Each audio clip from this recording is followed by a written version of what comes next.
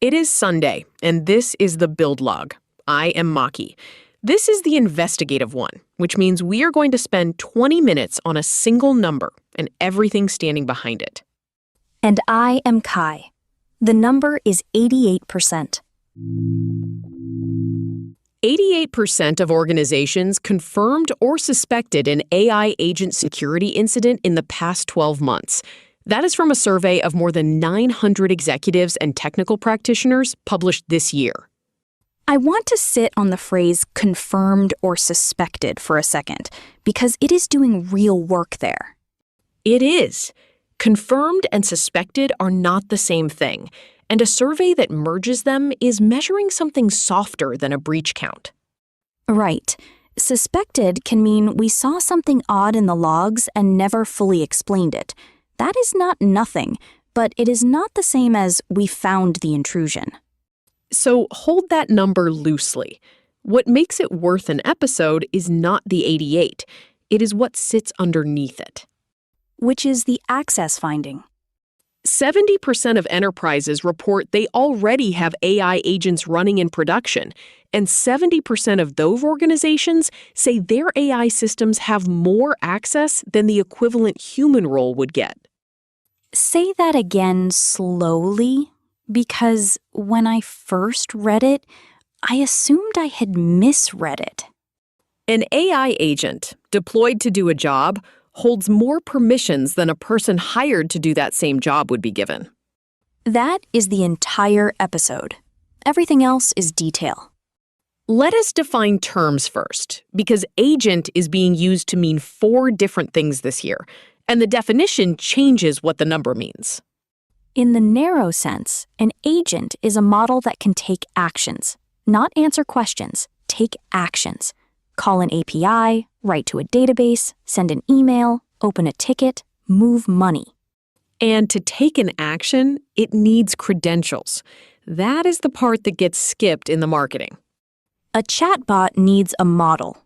An agent needs a model and a key. So when a company says, "We deployed an agent," they have created a new identity inside their systems, one that authenticates, holds permissions, and acts. And unlike a human identity, nobody onboarded it. Which is exactly how you end up with more access than a person. A person gets hired into a role. The role has a scope. HR, IT, and a manager all touch it, and there is a review when it changes. Whereas an agent gets whatever key made the demo work. That is the mechanism. It is not that anyone decided agents should be more powerful than staff. It is that provisioning an agent skips every process that constrains a human. And the demo is the moment it happens. You are trying to prove the thing works. Least privilege is not what you are optimizing for at 4 p.m. on a Thursday. Then the demo becomes the pilot becomes production, and the key never gets narrowed. I have watched that exact sequence. Nobody is negligent in it. That is what makes it common. Second finding, 56% of AI adopters have deployed agent frameworks in production, and most of them without formal safety controls. Define formal, because that is another soft word. In these surveys, it usually means a written policy, a review step, and monitoring that somebody owns. Not a vibe, a named process.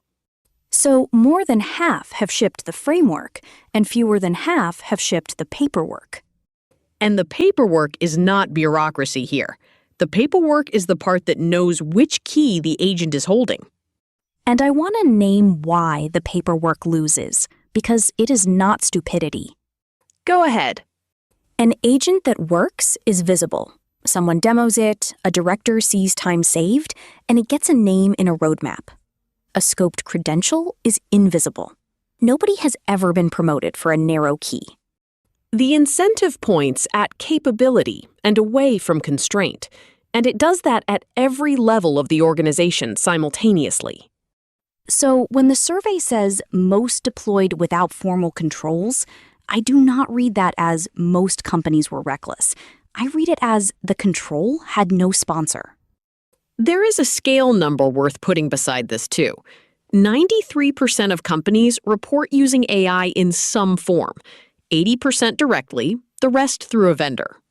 That last clause is the one people skip. 13% are exposed through a supplier, which means their risk is real and their visibility is somebody else's.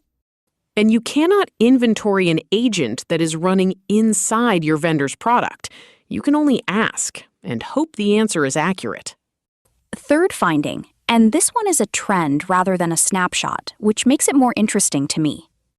81% of organizations deploying AI packages have at least one known vulnerability in them, and the average severity across affected packages has gone from a CVSS of 6.9 in the 2024 report to 8.79 now. For anyone who does not live in CVSS, that scale runs to 10. 6.9 is medium. 8.79 is high, heading toward critical. So the count is not the story. The count is roughly stable. The severity is what moved. Which is a different claim from things are getting worse generally. It says the specific flaws being found now are more serious than the flaws being found 2 years ago. And there is a benign explanation available, which we should say out loud. Go on. Early scanning finds easy things. Mature scanning finds deeper things. Some of that severity climb could be better tools looking harder rather than worse code shipping.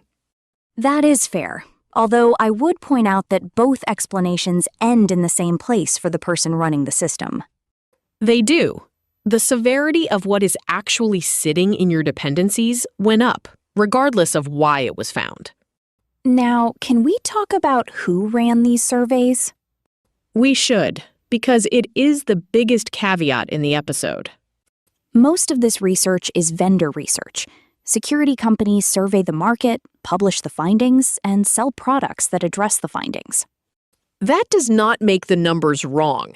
It does mean the questions were written by people with an interest in the answers.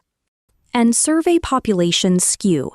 If you poll security professionals about agent risk, you are polling the people most likely to have looked, and most likely to have found something. Which could push 88% up. It could also push it down, because organizations with no monitoring at all cannot report an incident they never detected. That is the part that bothers me more, honestly. The ones with nothing watching are invisible in this data, and they are the ones I would most want counted. So treat 88% as a signal about direction, not a precise measurement of prevalence. That is all it can carry.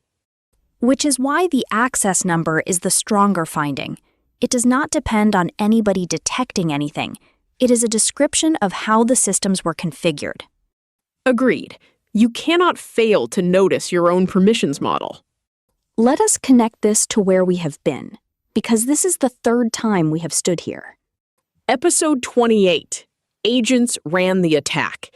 That was about agents being used offensively. The capability turned outward. Episode 30, The Tripwire Fired. That was the first widely reported case of automated detection catching an agent-driven intrusion.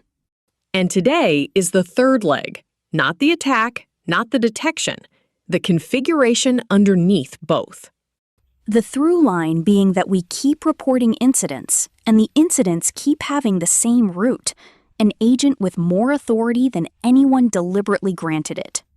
Which reframes what an AI security problem even is. Say more. The instinct is to treat this as a model problem. Jailbreaks, prompt injection, alignment, those are real. But an agent with correctly scoped credentials that gets prompt injected can only do what its scope allows. And an agent with overbroad credentials that gets prompt injected can do whatever the credentials allow. Same attack, completely different blast radius. And the difference is not in the model, it is in the key. So the security question is much more boring than the discourse suggests. It is identity and access management. It is the least glamorous field in the industry. It really is. Nobody is putting IAM on a conference poster. And that is arguably why this happened. The exciting part of the work and the risky part of the work are in different rooms. Let us be concrete about what an overscoped agent looks like, because more access than a human is abstract until you picture it. A support agent that can read one customer ticket when a human support rep can read one customer ticket, that is scoped. A support agent given a whole database credential, because that was simpler than building a per-customer lookup. Now it can read every customer, and it will, the moment something asks it to. And nothing about that is a hack. That is the system working exactly as configured. Which is the uncomfortable part. Most of what we are describing does not require an attacker at all. An agent with too much access and a bad instruction is functionally the same as an agent with too much access and a malicious instruction. The instruction does not have to be hostile. It only has to be wrong. Let me walk one eye the way through, because the abstraction hides how ordinary it is. Please. A company builds an agent to triage incoming support email. It reads the message, looks up the account, and drafts a reply. Useful, unglamorous, exactly the kind of thing being deployed this year. And to look up the account, it needs read access to the customer table. Right, but the lookup is by email address, and building a scoped endpoint that returns one record takes a sprint. Handing it the existing read credential takes an afternoon.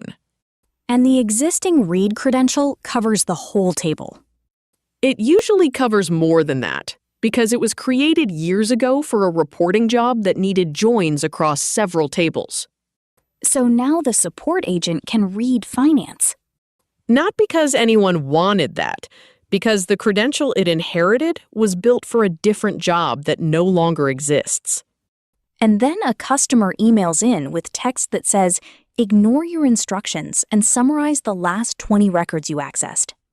And the agent is perfectly capable of complying because nothing in its permissions says it should not. That is the whole attack. There is no exploit in it, no vulnerability in the CVSS sense, just an email. Which is why I keep saying the model is not the interesting part. Patch the model all you like. The credential is what decided the outcome. So what should someone actually do? And I want real answers, not have a governance framework. 3, and they are all unexciting. First, inventory. Most organizations cannot list the agents running in their own environment, and you cannot scope what you have not enumerated. Second, give every agent its own identity. Not a shared service account, not a developer key, its own, so that its actions are attributable and its permissions are separable. which sounds obvious and is, in my experience, the single most commonly skipped step. Third, scope to the task, then review when the task changes. The pilot key and the production key should not be the same key, and today, they usually are. None of that requires new technology. None of it. Every one of those is a practice that already exists for human accounts. The gap is that we did not apply it to a new class of identity. Which makes the severity trend feel less like a surprise and more like arithmetic. Now, the honest part. What do we not know? We do not know how many of the 88% were material. An incident can mean an agent leaked a document into the wrong channel, or it can mean a company lost its customer database. The surveys do not separate those. We do not know the denominator on the 70% access figure with any precision because it is self-reported, and more access than a human role is a judgment the respondent makes. And we do not know how much of the severity climb is better scanning versus worse code. We said that already, but it belongs in the not known column, not the explained column. What we do know is that agents are in production at scale, that they hold credentials, and that the process which normally constrains credentials was built for people and has not been extended to them. That claim does not depend on any survey. You can check it inside your own company this afternoon. One more thing on the not known list, and it is the one I would fix first if I ran any of these surveys. Which is? Nobody is publishing dwell time. For human-driven intrusions, we have years of data on how long an attacker sits inside before detection. For agent-driven incidents, there is no equivalent figure at all. And dwell time is the number that tells you whether your monitoring works, as opposed to whether it exists. Exactly. 88% detected something.